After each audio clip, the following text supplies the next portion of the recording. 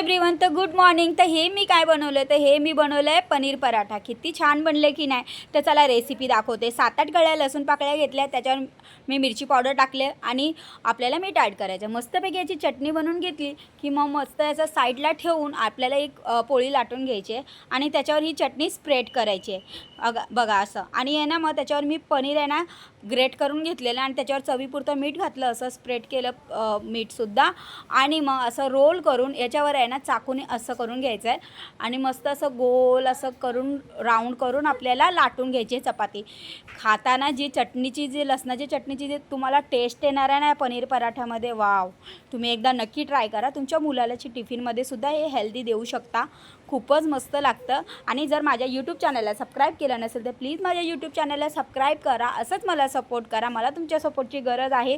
आणि मग बघू शकता किती छान असं झालं की नाही। तर तुम्हीसुद्धा बनवा आणि मुलालासुद्धा द्या। कशी वाटली रेसिपी नक्की कमेंटमध्ये